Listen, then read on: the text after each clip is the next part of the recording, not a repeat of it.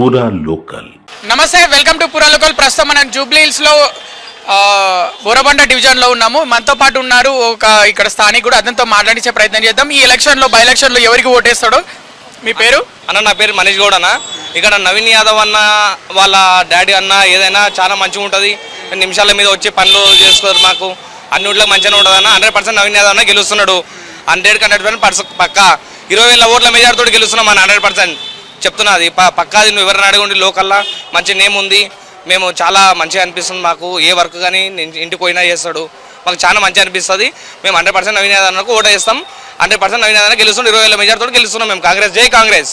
BRS కూడా tough competition ఇస్తుంది అంటారుగా అన్న. ఇస్తుందన్న. 10 మంది 10 పార్టీలు ఉంటాయి. అది మన పార్టీ అనేది మనం చెప్పుకుంటాం. ఇప్పుడు అది కూడా ఉంటుంది. అది దానికి వస్తాయి, మనకి వస్తుంది. కానీ 100% నవీన్ యాదవ్ అన్న పక్కా 100% గెలుస్తుండు.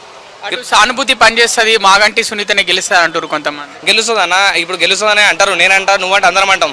కానీ ఎప్పుడు ఒకరికి ఇద్దరికి ఇట్లా అవకాశం ఇయ్యరు కదా. ఇట్లా ఇప్పుడు కాంగ్రెస్కి అయితే చాలా మంచిగా ఉంది. 100% గెలుస్తున్నాం. 20,000 ఓట్ల మెజార్టీ పక్క వస్తుంది. 2 సంవత్సరాల్లో కాంగ్రెస్ పార్టీ ఏం చేయలేదు అంటున్నారు. ఇక చేయలేదంటే అన్న, వచ్చి ఇప్పుడు 2 సంవత్సరాలు అవుతుంది. అప్పుడే చేయాలంటే చేయరు. ఇంత 10 ఏళ్ళు పార్టీ ఉంది, అప్పుడే చేయమంటే చేయలేరు. ఇప్పుడు అవుతుంటుంది, రోజు డెవలప్మెంట్ అవుతుంటుంది. వచ్చిన 10 ఏళ్ళకి డెవలప్మెంట్ అయింది, వచ్చిన 2 ఏళ్ళు అవుతుంది. ఇప్పుడే స్టార్టింగ్ అవుతుంది, అవుతుంది. రేవంత్ రెడ్డి గురించి మీ అభిప్రాయం ఏంటి? రేవంత్ రెడ్డి అన్నకు నేను చాలా అభిమానిని. నవీన్ యాదవ్ అన్న కూడా చాలా అభిమాని. నేను ఎప్పటిసందైనా రేవంత్ అన్న దగ్గరికి 2020 నుంచి నన్ను గుర్తుపడతాడు. నేను మంచిగా ఉంటుంది. మేము మొన్న కూడా మాకు కలిసి మాట ఇవ్వడం జరిగింది. అన్న 100% మంచి పనులు ఇస్తా అని చెప్పిండు.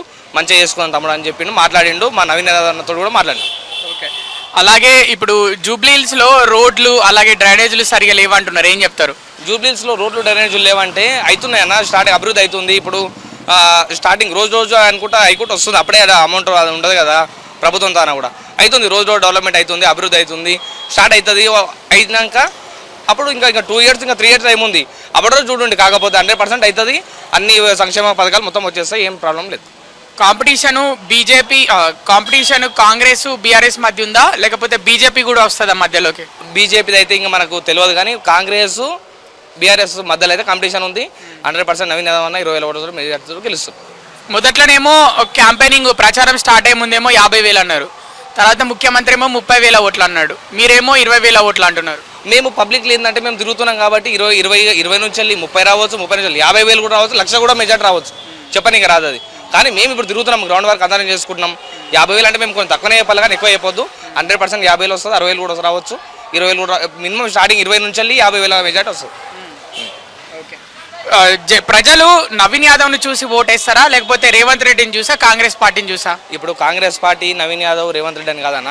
ప్రజల్లో ఏదైతే పార్టీ ఇప్పుడు రన్నింగ్లు ఉందో, మనం నెక్స్ట్ ఏదానికి అయితే మంచిగా ఉందో దాన్ని చూసి ఓటేస్తారు. 100% కాంగ్రెస్ గెలుస్తుంది.